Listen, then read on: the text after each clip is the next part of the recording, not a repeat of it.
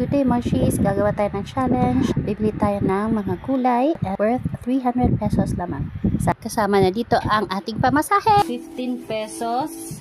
Patatas, 30 pesos. Kangkong, 20.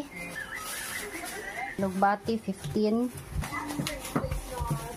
Kalabasa, 20. Sayote, 3.20.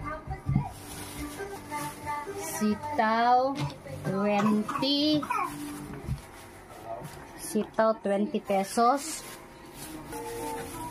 Talong, 20.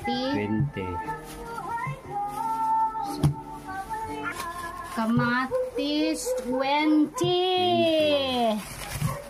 Wow!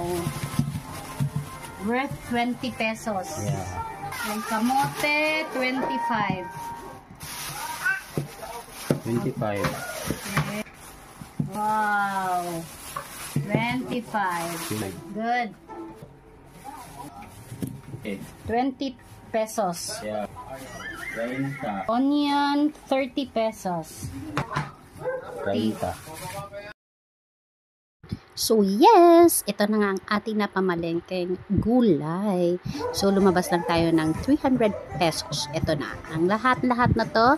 And may naiwan pa tayo pa, masaheng 15 pesos. Saan ka pa? Woohoo!